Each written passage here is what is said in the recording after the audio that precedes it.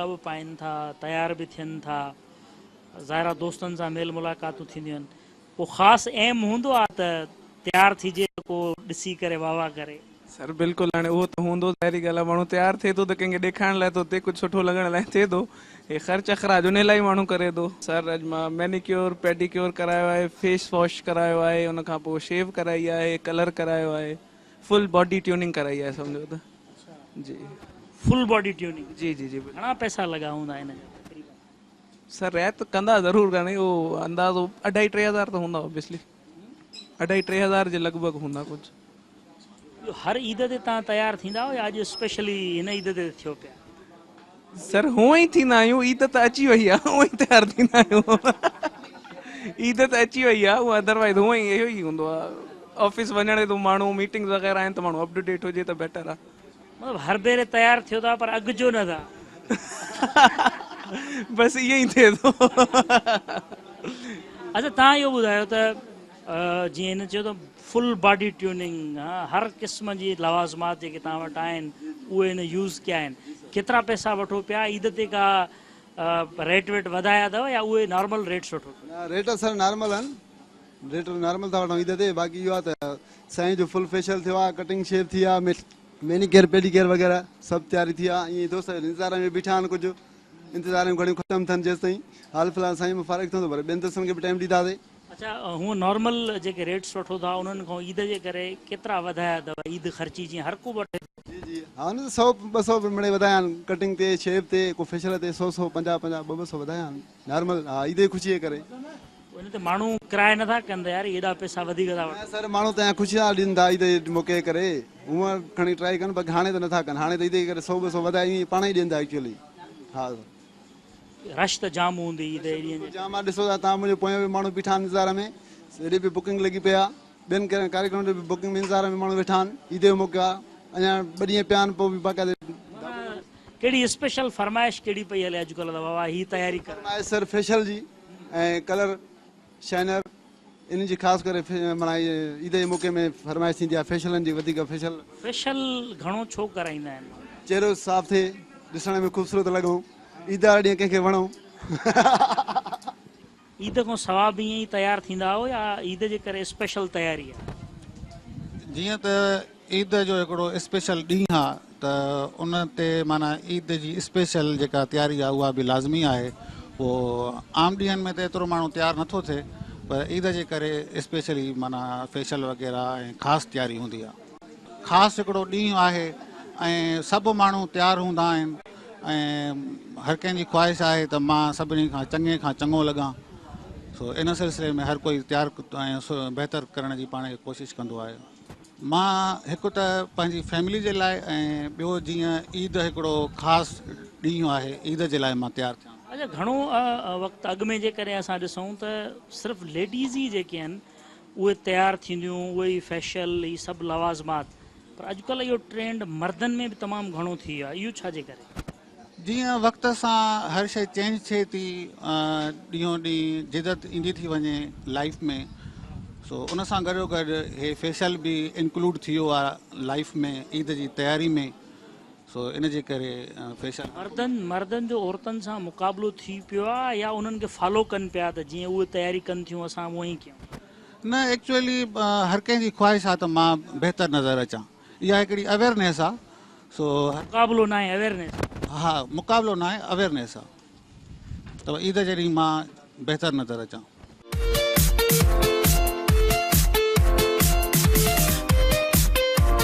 घणी फरमाइशूं अॼुकल्ह हिन ईद जे ॾियारनि में कहिड़ियूं हूंदव? भई मूंखे हिन तरीक़े सां तयारु कयो, ही लवाज़मात, कहिड़ी फरमाइश घणी? सर घणी में घणी फरमाइश इहा आहे त तक़रीबन चवंदा आहिनि असां स्टाइलिश नज़र अचूं, स्टाइलिश हेयर कट हुजे, फेशियल हुजे, शाइनर हुजे, वाल स्ट्रेट कराईंदा आहिनि, बहितरीनु लुक ईंदो आहे माशाल्लाह, ॾाढा सुहिणा नज़र ईंदा आहिनि। असां वरी असां दिलि सां कमु कंदा आहियूं उन्हनि जो।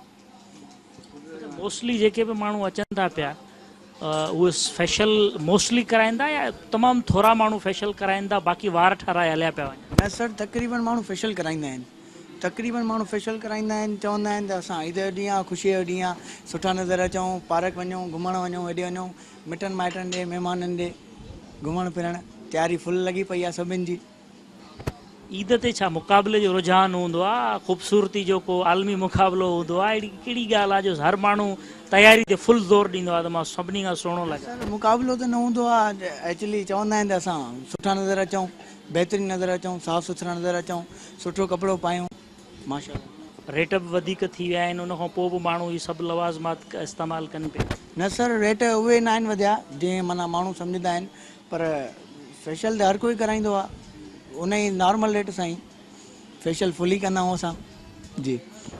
दिलि जी ॻाल्हि बि ॿुधाईंदा आहिनि जन जेके तयारु थींदा आहिनि त यार तयारु कर त जीअं मां सफ़ा ई A1 लॻां? हा सर, को पंहिंजी गर्लफ्रेंड लाइ फेशियल कराईंदो आहे, को वरी माना को महिमाननि सां मिलण लाइ फेशियल कराईंदो आहे, कंहिंजो को ख़ासि माण्हू ईंदो आहे उहो फेशियल कराईंदा आहिनि। अच्छा इहो ॿुधायो त तव्हां वेटिंग में बीठा आहियो, तव्हांजो वारो न आयो आहे तयारु थियण जो? वेटिंग में बीठा आहियूं हाली जी, वेटिंग में बीठा आहियूं।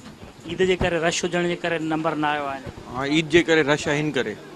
अच्छा ये बताएं कि क्या क्या आज तैयारी है ईद के हवाले से? कोई स्पेशल आप तैयार होंगे या रूटीन में बस बाल वाल बनवाने? बस कटिंग शेव और यही होगा और कुछ नहीं। कोई मसाज, कोई फेशियल?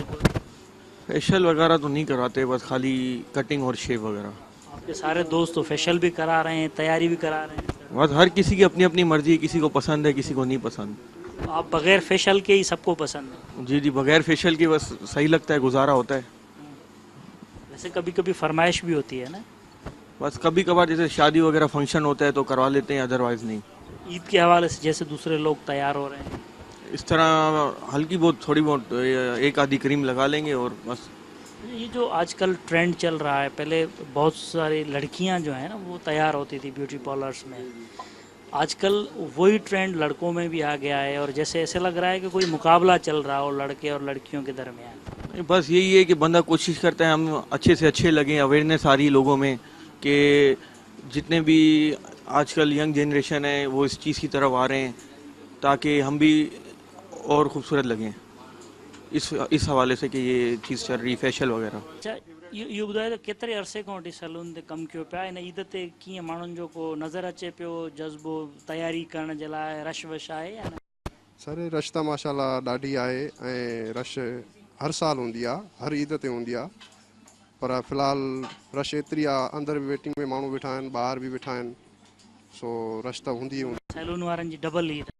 डबल ईद चई बि सघिजे थी, न बि चइजी सघिजे। न कीअं थी चई सघे? सर छो त ख़ुशीअ जो को मोल न हूंदो आहे, डबल ईद ते असां पाण ख़ुदि ई ख़ुशि हूंदा आहियूं। तव्हां सभिनी माण्हुनि खे तयारु कयो पिया, तयारी वठायो पिया, तव्हां पाण कॾहिं तयारु थी? असां तक़रीबन सुबुह जो 5-6 बजे। आख़िरी रोज़े ते सुबुह जो 5-6? जी जी 5-6 बजे पाण हिक ॿिए खे तयारु कंदासीं जी। इहो ॿुधायो त तव्हां हिन वक़्तु ही जेका न कटियो पिया, माण्हू न बि घर न पिया कटनि, इहे बि तव्हां खां कटराइनि? सर न कटणु सभु खे ईंदा आहिनि, पर हे हिकिड़ो सुहिणे तरीक़े सां तयारी ननि जी थींदी आहे। कीअं थींदी आहे थोरो ॿुधायो? चइबो आहे मैनीकेयर चइबो आहे, तो घर त मैनीकेयर न करे सघंदो न हर कोई, हिन करे पेडीकेयर मैनीकेयर अक्सर असां हिते बि कंदा आहियूं। घणा वठंदा आहियो? सर रेटू घटि आहे, इनशाला तव्हां बि अचो रिआयत थी वेंदी। वरी बि घणा वठंदा? 500 रुपया आहे। नन कटणा जा 500 रुपया ठहंदा यार? मैनीकेयर आहे, सिर्फ़ु न आहिनि, हिन में क्रीमियूं बि लॻंदियूं आहिनि, मसाज थींदो आहे हथनि जो, सॼो नन जी सफ़ाई थींदी आहे, ॾाढो माना न शाइनिंग बि कंदा आहिनि।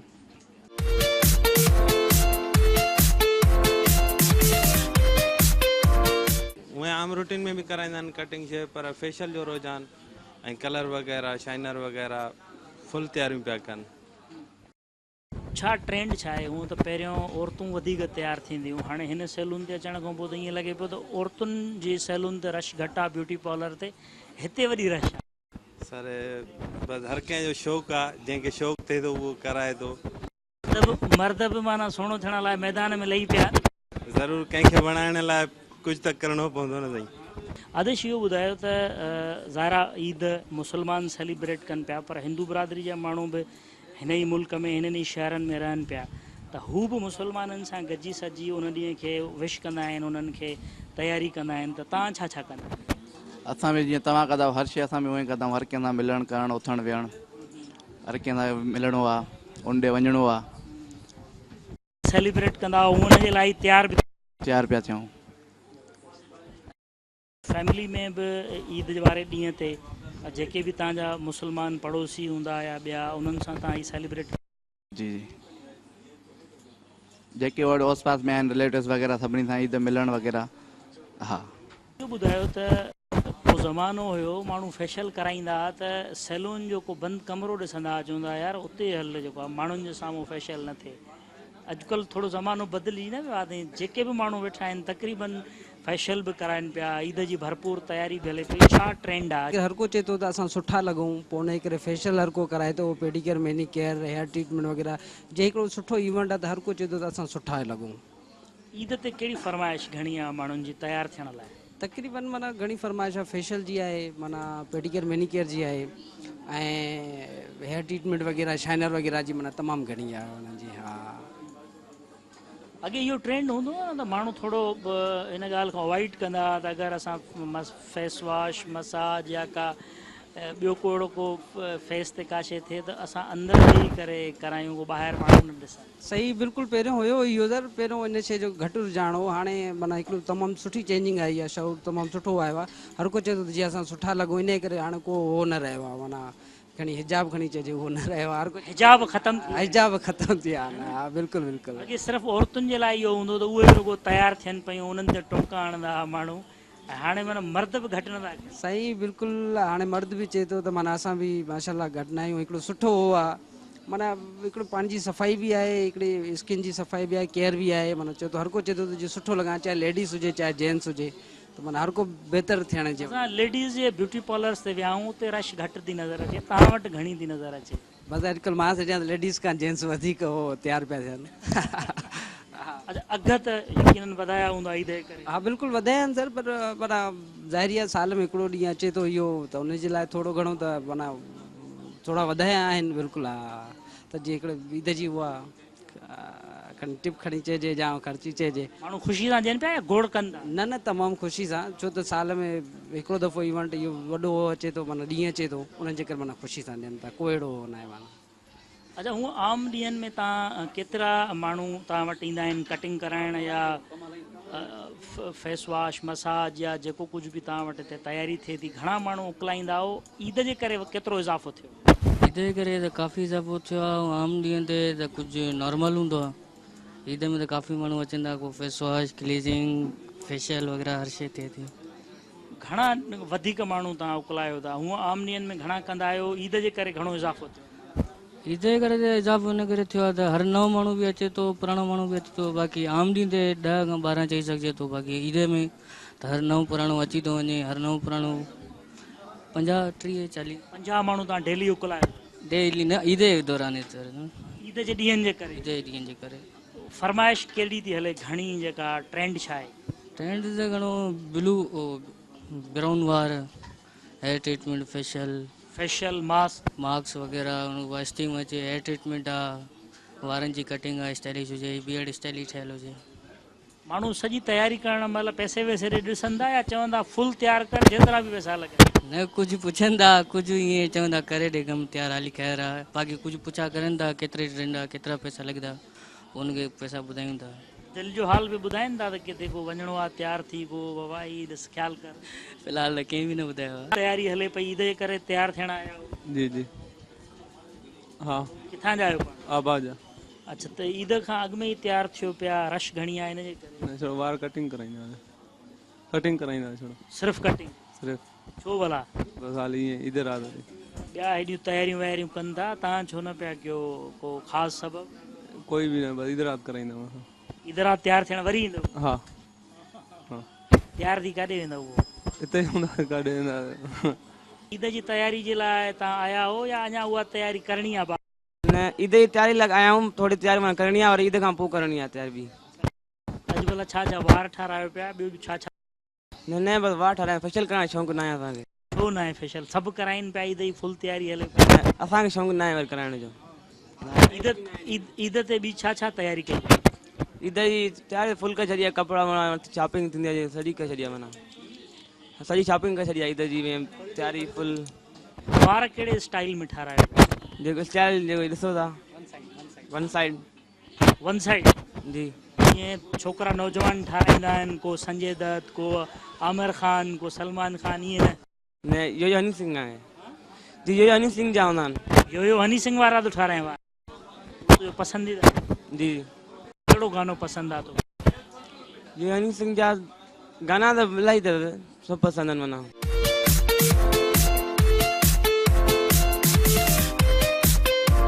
तव्हां ॿुधायो माण्हू कटिंग कराइनि पिया कटिंग जा हूअं पिया घणा वठंदा हुयो ईद जे करे घणो वधायो 200 कटिंग जा वठंदासीं 50 वधाया आहिनि 250 कया आहिनि कटिंग जा ईद जे करे सर भई इहा 50 वधाई आहे या कारीगर खणंदो या मालिक?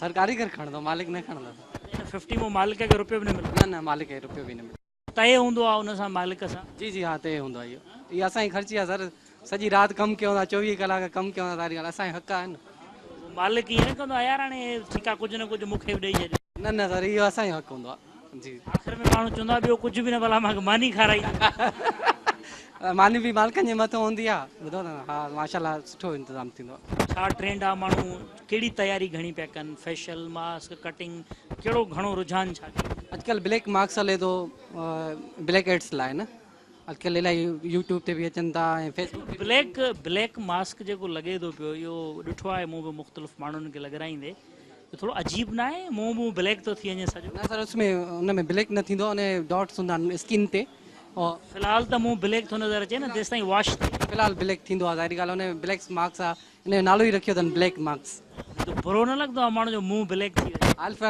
थोरो लॻंदो आहे सर पोइ त वरी निखार अची वेंदो आहे माण्हू हिनखे माना ग़लति नथा सम्झनि हा ठीकु आहे जेको आहे ॿिए रंग जो नथा लॻाराइनि? न सर बसि इहे ब्लैक ई आहे हिन में ऐं इन ब्लैक हेड्स निकिरंदा आहिनि हिन में स्किन में जेके नंढा ब्लैक मास्क में ॿिया बि त कलर हूंदा न? सर फिर ब्लैक मार्क्स आहे छो ईअं कयो अथऊं हिन माण्हुनि सां हशर ब्लैक रंग छो था आणनि मुंहुं? कंपनी ने इहो ठाहियो आहे कंपनी को ॿियो रंग ॾे यार। हा इहा ॻाल्हि आहे सर छा पियो थिए? सर इस टाइम तो कटिंग हो रही है फेशियल मेरा हो चुका है ईद की तैयारी के लिए कटिंग हो रही है फेशियल हो गया है ईद की तैयारी चल रही है और क्या क्या हो रहा है? और बस टोटली सब कुछ हो चुका है बस लास्ट चीज़ रह गई थी जैसे वर्किंग चल रही है अभी हमारी। फेशियल के बाद तो यार आप बड़े चिकने लग रहे हैं। पहले भी ऐसे ही था पहले भी ऐसे ही था आज ज़्यादा हो गए? आज ज़्यादा हो गया ग्लो आ गया है। ग्लो आ गया है तो ये ग्लो किसी को खास दिखाना है स्पेशल डे पे? ऐसा कोई सीन नहीं है अल्हम्दुलिल्लाह ऐसा कोई सीन नहीं है। तो सब कहते हैं ऐसा कोई सीन नहीं है लेकिन सीन होता है। कह देते होंगे ऊपर से मैं ऊपर से नहीं कह रहा ऊपर से भी कह रहा हूँ बाहर से भी कह रहा हूँ जी हाँ कोई सीन नहीं है। खूबसूरत बनने की क्या ज़रूरत पड़ी आपको? वैसे ही बस खामक आप सिर्फ बाल कटवा दे फेशियल वेशियल की क्या ज़रूरत? नहीं जी खूबसूरत बनने का तो ऐसा कुछ नहीं था एक्चुअली ईद साल में एक ही दफ़ा आती है और हम जेंट्स यार भी एक ही दफ़ा होते हैं तो ये मकसद था सर। जेंट्स आजकल कुछ ज़्यादा ही तैयार नहीं हो रहे हैं? नहीं ऐसा तो नहीं है असल में जेंट्स यार एक ही दफ़ा होते हैं साल में ईद की वजह से। लेडीज़ तो उनका कोई भी छोटा सा भी इवेंट होता है तो उन्हें पार्लर ही जाना होता है जी। लेकिन आज मैं पार्लर पे गया लेडीज़ के पार्लर पे तो वहाँ पर इतना रश नहीं था जितना रश इधर जेंट्स के सैलून पे है। मे भी इतना मुझे नॉलेज नहीं है हो सकता है आप सही। क्यों मर्दों में आजकल ज़्यादा रुझान नहीं बढ़ गया है कि भाई फुल तैयार होना है? जी ये है ये हो गया है बिल्कुल ये ब्यूटी पार्लर्स ते औरतूं तैयार थींदियूं हुयूं अॼुकल्ह असां सैलून ते ॾिसूं पिया उन खां वधीक औरतुनि खां तयारी हले पई। बसि नई जनरेशन जेको अॼुकल्ह अचे थी त उहो अञा मतिलबु जे थींदो आहे घणी तयारियूं औरतुनि जो नालो हूंदो आहे की हाणे त मर्द वरी घणी तयारियूं लॻा पिया आहिनि। औरतुनि खां वधीक हाणे मर्द? हा औरतुनि खां वधीक मर्द तयार। छाजे करे टीवी बि वधीक था ॾिसनि केबल वेबल थी वई आहे या छा ट्रेंड छो आहे? इंटरनेट जो ज़मानो आहे हा फेसबुक जो हे हो त घणो ॾींहों ॾींहुं माना माशूर वधंदो थो वञे न। सबबु छा आहे माण्हू घणो सुहिणो नज़र अचण जे लाइ थो करे कंहिंखे ॾेखारण जे लाइ या पंहिंजी दिलि जी ख़ुशी आहे? को दिलि जी ख़ुशी को कंहिंखे ॾेखारण लाइ चवंदा सभु ईअं दिलि जी ख़ुशी अंदरूं ॿी फीलिंग हुजे न उहा छा हूंदी? बसि सम्झो था। नाज़रीन जिते किथे ईद जूं तयारियूं ज़ोर शोर सां जारी आहिनि औरतुनि जा ब्यूटी पार्लर्स हुजनि या मर्दनि जा सैलून्स हर हंधि खचाखच भरियल नज़र अचनि पिया। औरतूं बि तयारु थियनि पियूं मर्द ॿार सभिनी माण्हुनि खे ईद जे ख़ुशियुनि खे वधीक ॿीणो करण जे लाइ तयारी जेका आहे उहा थींदे नज़र अची रही आहे। मर्दनि जो चवणु आहे जेके हिते अॼु असां सां गॾु मौजूदु आहे जिन सां गुफ़्तगू थी त हीअ दिलि जी ख़ुशी आहे ईद हिकिड़ो वॾो ॾींहुं आहे उन वॾे ॾींहं ते हर माण्हू जी ख़्वाहिश हूंदी आहे त उहो वधि खां वधि ख़ूबसूरत ऐं बहितर लॻे छाकाणि त हीअ ॾींहुं यूनिक साल में हिकिड़ो दफ़ो अचे थो तंहिंजे करे हीअ ख़ुशीअ जो ॾींहुं वधीक सेलिब्रेट वधीक सुहिणे नमूने सां दोस्तनि सां इंजॉय करण जे लाइ उहे तयारी कनि पिया। ऐं कंहिंजो इहो बि चवणु आहे त हीअ दिलि जी ख़ुशी सां गॾोगॾु कंहिंखे ॾेखारण जो बहानो पवंदो आहे। कैमरामैन सईद बयो सां गॾु जॉन मोहम्मद महर, KTN न्यूज़, सखर।